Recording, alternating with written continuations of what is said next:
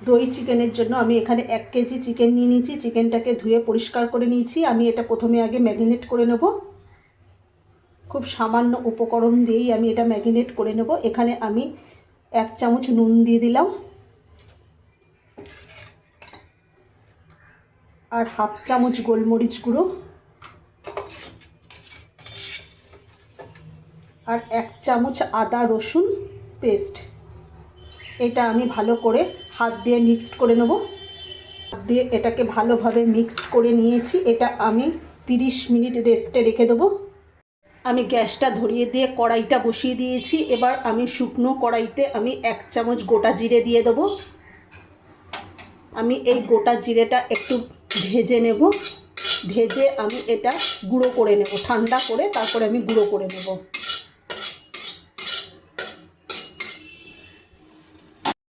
জিরেটা ভালো করে ভাজা হয়ে গেছে। এটাকে আমি নামিয়ে ঠান্ডা করে আমি মিক্সিতে পেস্ট করে নেব। আমি ভাজা জিরেটা আমি গুঁড়ো করে নিয়েছি। আমি গ্যাসটা ধরিয়ে দিয়ে কড়াইটা বসিয়ে দিয়েছি। আমি কড়াইয়ের মধ্যে সাদা তেল দিয়ে দেবো। এবার আমি তেলটাকে ভালোভাবে গরম করে নেব। একটা পাত্রের মধ্যে আমি টক দই নিয়ে নিয়েছি। টক দইটাকে আমি ফাটিয়ে নিয়েছি। তেলটা ভালোভাবে গরম হয়ে গেছে, আমি একটু নাড়িয়ে নেব। আর এখানে আমি যে চিকেনটা ম্যারিনেট করে রেখে দিয়েছিলাম 30 মিনিট, সেটা 30 মিনিট হয়ে গেছে। এবার আমি ভেজে নেব। চিকেনগুলো একদিক ভাজা হয়ে গেছে, আমি উল্টে দিয়েছি। এইভাবে একটু লাল লাল করে ভেজে নেব। খুব লাল করে একদম ভাজার দরকার নেই, অল্প একটু ভাজলেই চলবে। এরকম হালকা করে ভেজে নিলেই হবে। এইভাবেই আমি ভেজে নেব। প্রথমবারের চিকেনগুলো আমি তুলে নিয়েছি ভেজে। এইভাবেই সব চিকেনগুলো আমি ভেজে নেব। সমস্ত মাংসগুলো ভাজা হয়ে গেছে। মাংস ভাজার তেলের মধ্যেই আমি ফোড়ন দিয়ে দেবো। এখানে 2টো শুকনো লঙ্কাকে অর্ধেক করে নিয়েছি, মৌরি নিয়েছি, গোলমরিচ নিয়েছি, দারচিনি, লবঙ্গ, ছোটো এলাচ আছে। এটা আমি ফোড়নে দিয়ে দেবো। ফোড়নটা একটু ভালো করে ভেজে নেব। ফোড়নটা ভালো করে ভাজা হয়েও গেছে, আর এর থেকে সুন্দর একটা মিষ্টি গন্ধ বেরোচ্ছে।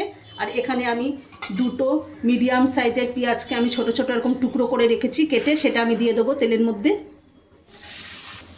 এখানে আমি 5টা কাঁচা লঙ্কাকে আমি ছোটো ছোটো টুকরো করে নিয়েছি ঝালের জন্য, আমি সেটাও দিয়ে দেবো। ঝালটা আপনারা আপনাদের পছন্দ মতো দেবেন। পেঁয়াজটা আমি ভালো করে লাল লাল করে ভেজে নেব। পেঁয়াজটা লাল করে ভাজা হয়ে গেছে। ওর মধ্যে আমি 2 চামচ আদা রসুন পেস্ট দিয়ে দেবো। স্বাদ মতো আমি নুন দিয়ে দেবো এখানে। এবার ভালো করে আদাটা ভেজে নেবো পেঁয়াজের সাথে। 1 চামচ ধনে গুঁড়ো দিয়ে দেবো।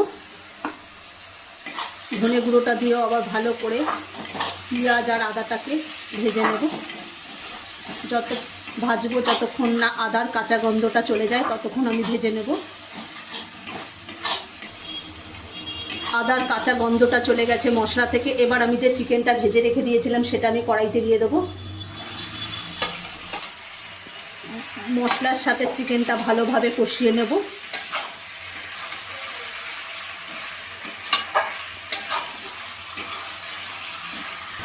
চিকেনটা ভালোভাবে কষানো হয়ে গেছে। যেহেতু এটা দই চিকেন, এর জন্য এখানে আমি টমেটো বা ভিনিগার কোনো কিছুই ব্যবহার করিনি, কেন এখানে তো দই ব্যবহার করব, তার জন্য আমি আর ব্যবহার করিনি টমেটো আর ভিনিগার। এবার আমি দইটা দিয়ে দেবো। দইটা দেওয়ার সময় গ্যাসের ফ্লেমটাকে একদম লোতে রাখবেন, নাহলে দইটা কেটে যেতে পারে। তারপরে মাংসর সাথে দইটা মিক্সড করার পর তারপরে আপনারা গ্যাসের ফ্লেমটাকে জোরে দিয়ে দিতে পারেন, তখন আর কোনো অসুবিধা হবে না। ওপর থেকে আমি কাজু বাদাম পেস্টটা দিয়ে দেবো। এবার আমি ভালোভাবে নাড়িয়ে নেব। নাড়িয়ে আমি এটা 5 মিনিটের জন্য ঢেকে দেব। এবার 5 মিনিট পর ঢাকা খুলে আমি দেখে নেব। দেখুন চিকেনের থেকেও আবার কত জল বেরিয়েছে, আর চিকেনগুলো একদম পুরো ভালোভাবে সেদ্ধ হয়েছে, সব খুলে খুলে যাচ্ছে। আমি ওপর থেকে এবার একটু যে ভাজা মশলাটা করে রেখে দিয়েছিলাম, জিরেটা যে ভেজে আমি গুঁড়ো করে রেখে দিয়েছিলাম সেটা আমি দিয়ে দেবো। আর অল্প একটু কাসুরি মেথি দিয়ে দেবো ওপর থেকে।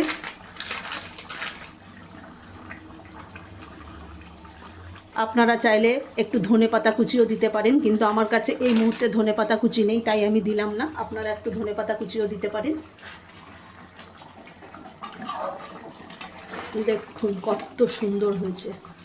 আর একবার অবশ্যই এইভাবে দই চিকেন বানিয়ে বাড়িতে খেয়ে দেখবেন, একদম অসাধারণ। আপনারা রুটি, লুচি, পরোটা, ফ্রায়েড রাইস, পোলাও সব কিছুর সাথেই আপনারা খেতে পারবেন। একদম দারুণ, না খেলে আপনারা বুঝবেনই না যে কতটা টেস্ট। আমার দই চিকেন একেবারে রেডি, এবার আমি নামিয়ে নেব। নতুন ধরনের একেবারে নতুন স্বাদের দই চিকেনের রেসিপি একেবারে পরিবেশনের জন্য রেডি। আর আপনারা একবার অবশ্যই এইভাবে দই চিকেন বাড়িতে বানিয়ে খেয়ে দেখবেন, একদম অসাধারণ, না খেলে বুঝবেনই না। আচ্ছা, যদি আমাদের এই দই চিকেনের রেসিপিটা যদি ভালো লেগে থাকে তাহলে লাইক, কমেন্ট, শেয়ার এবং সাবস্ক্রাইব করতে ভুলবেন না।